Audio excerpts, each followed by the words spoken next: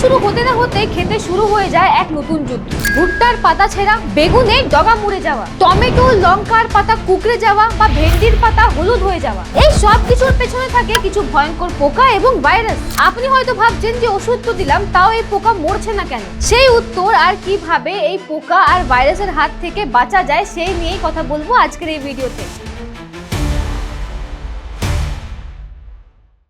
নমস্কার বাংলা, কাতেরি বাংলা ইউটিউব চ্যানেলে আপনাদের অনেক অনেক স্বাগত। বর্ষাকালে পোকা রোগ এতটা বেড়ে যায় কারণ আমরা বেশিরভাগ সময়ে এই সমস্যাকে দেরি করে ধরতে পারি। বর্ষার গরম এবং বেশি আর্দ্রতা এই পোকামাকড় আর ভাইরাসের জন্য একদম আদর্শ পরিবেশ তৈরি করে, আর এর কারণেই মাত্র কয়েকদিনের মধ্যে এদের সংখ্যা কয়েক গুণ বেশি বেড়ে যায়। তাই আজকের এই ভিডিওতে আমরা জানবো বর্ষাকালের 5টি সবচেয়ে বেশি ভয়ানক আর সবচেয়ে বেশি ক্ষতিকারক কীট এবং ভাইরাস নিয়ে। তাহলে আসুন এবারে দেরি না করে আমরা প্রথম কীট নিয়ে কথা বলি। তাই চাষি ভাই, যদি আপনারা এই বছর ভুট্টা চাষ করছেন তাহলে এই সময় আপনার ক্ষেতে যেটা সব থেকে বেশি আক্রমণ করবে সেটা হচ্ছে ফল আর্মিওয়ার্ম, মানে যাকে আমরা লেদা পোকা বলি। যদি ভুট্টার পাতার মাঝে ছোট ছোট ছিদ্র দেখেন বা পাতার ভেতরে সাদা গুঁড়ো মতো মল দেখা যায় তাহলে বুঝতে হবে যে এই পোকার অ্যাটাক হয়ে গেছে। এই পোকা দিনে লুকিয়ে থাকে আর রাতে বেরিয়ে খাবার খায়। তাই অনেক সময় চাষি ভাইরা দিনের বেলায় বুঝতেই পারে না যে তাদের ক্ষেতে আসলে কি সমস্যা হচ্ছে। দ্বিতীয় নম্বর পোকা হচ্ছে তনা এবং ফল ছিদ্রকারী পোকা, আর এটা এই সময় সব থেকে বেশি আক্রমণ করে বেগুন গাছে। প্রথমে ডগা আক্রান্ত হয় আর তারপর ফল। এই পোকা রাতে এসে ডগা আর ফলের কাছে ডিম দেয়, তারপর লার্ভা বেরিয়ে ডগার ভেতরে ঢুকে যায় আর ভেতর থেকে খেতে থাকে। ফলের ডগা শুকিয়ে মুড়ে যায়, যাকে আমরা ডেড হার্ট বলি। চাষি ভাই, এবার 3 নম্বর পোকা হচ্ছে সাদা মাছি। টমেটো, বেগুন, লঙ্কা, সয়াবিনের পাতা নড়ালে যদি ওর মধ্যে থেকে ছোট ছোট সাদা মাছির মতো পোকা উড়ে যায়, পাতা হলুদ হতে শুরু করে এবং গাছের বৃদ্ধি থেমে যায়, তাহলে বুঝবেন যে আপনার গাছে সাদা মাছির অ্যাটাক হয়ে গেছে। এই পোকা শুধু গাছের রস চুষে খায় না, তার সাথে আপনার ক্ষেতে ভাইরাসও ছড়িয়ে দেয়। তাই এই পোকাকে হালকা ভাবে একদমই দেবেন না। হিসেবে 4 নম্বর পোকা, যেটা এই বর্ষাকালে আপনার ফসলকে সব থেকে বেশি ক্ষতি করবে, সেটা হচ্ছে থ্রিপস।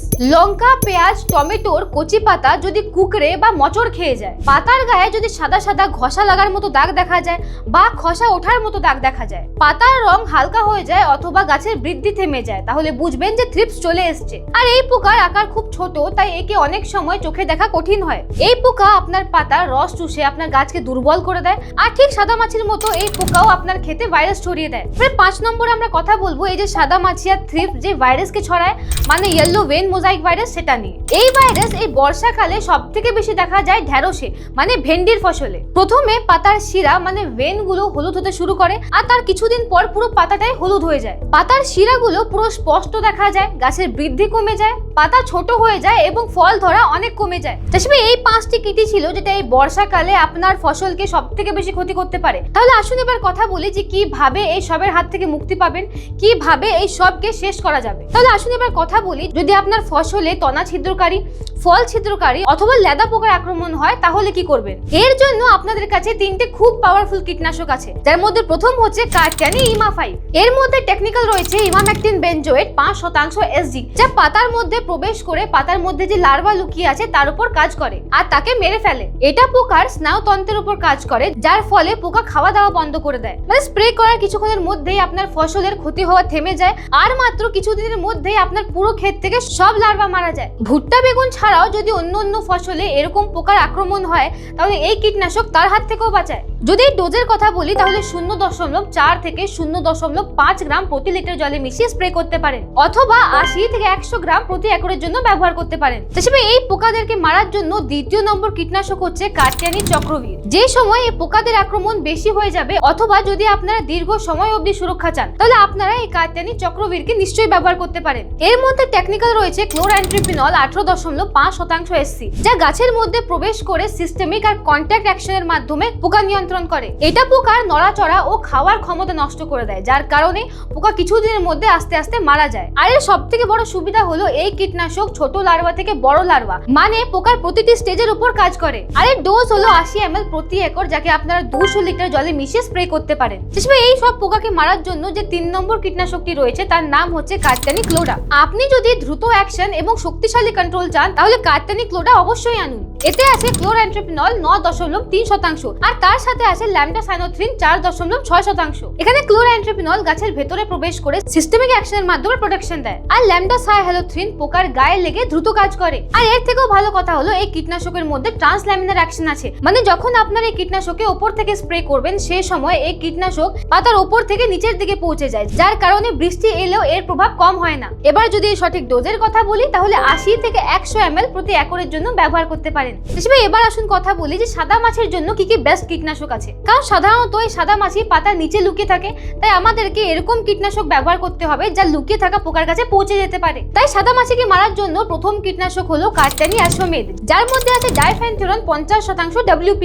এটা ট্রান্সল্যামিনার এবং ভেপার অ্যাকশনের মাধ্যমে কাজ করে, মানে এটা পাতার ভেতরে প্রবেশ করে আর পাতার নিচে যে সাদা মাছি লুকিয়ে থাকে তাকেও মেরে ফেলে। এই অ্যাশোমেডের একটা বড় বিশেষতা হলো যে এটা ভেপার অ্যাকশনের মাধ্যমে কাজ করে, মানে স্প্রে করার পরই এর প্রভাব ফসলের চারিপাশে ছড়িয়ে যায় এবং ঘন পাতার ভেতরে বা পাতার নিচে যে পোকা লুকিয়ে আছে তাদেরকে খুঁজে খুঁজে মেরে ফেলে। এটাও পোকার স্নায়ুতন্ত্রের উপর কাজ করে, যার কারণে পোকার খাওয়া দাওয়া বন্ধ হয়ে যায় আর কিছুদিনের মধ্যেই মারা যায়। আর এটা সাদা মাছি ছাড়াও থ্রিপস, অ্যাফিড, জ্যাসিডের মতো আরো অন্য অনেক ক্ষতিকারক কীটের উপর প্রভাবশালী। যদি ডোজের কথা বলি তাহলে প্রতি একরের জন্য 250 গ্রাম বা প্রতি লিটারের জন্য 2 গ্রাম ব্যবহার করতে পারেন। চাষিভাই সাদা মাছিকে মারার জন্য আরেকটা খুব কার্যকর কীটনাশক হলো কার্টারি ডুয়ালফেন। এর মধ্যে টেকনিক্যাল রয়েছে ডাইফেনথুরন 40% প্লাস বাইফেনথ্রিন 9.4%। একদিকে গাছের মধ্যে প্রবেশ করে সিস্টেমিক প্রোটেকশন দেয় আর অন্যদিকে কন্ট্যাক্ট অ্যাকশনের মাধ্যমে পোকার উপর সরাসরি কাজ করে। ফলে সাদা মাছির সংখ্যাও দ্রুত কমে যায় এবং নতুন অ্যাটাক ও দীর্ঘ সময় পর্যন্ত নিয়ন্ত্রণে থাকে। আর প্রতি একরের জন্য এর ডোজ হলো 200 থেকে 250 ml।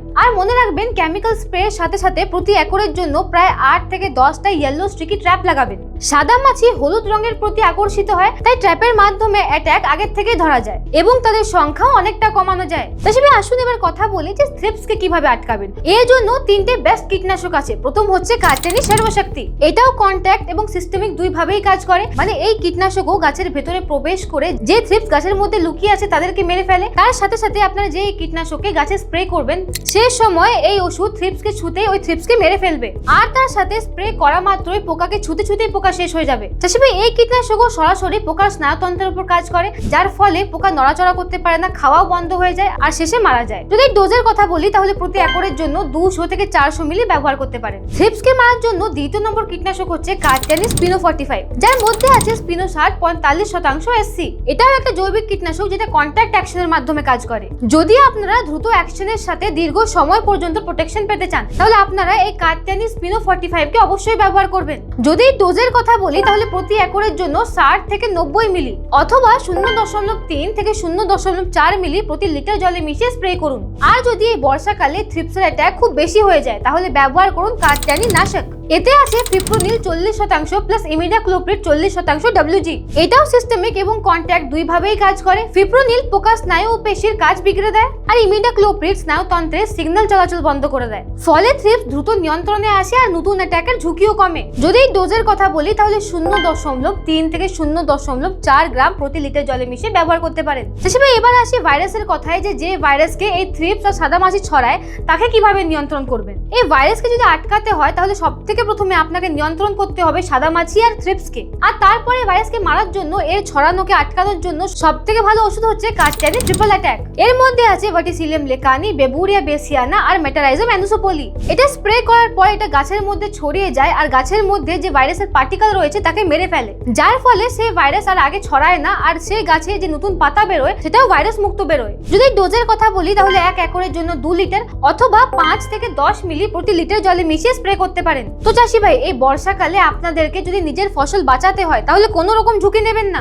বাজার থেকে যে কোনো সাধারণ ওষুধ আনলে আপনারা এই বর্ষাকালে এইসব পোকামাকড়কে নিয়ন্ত্রণ করতে পারবেন না। তাই এই ভিডিওতে যে ওষুধের নামগুলো আপনাদেরকে জানালাম সেই ওষুধগুলোকে অবশ্যই ব্যবহার করবেন আর আমাদেরকে কমেন্টে জানান যে আপনার ফসলে আর কি কি সমস্যা হচ্ছে।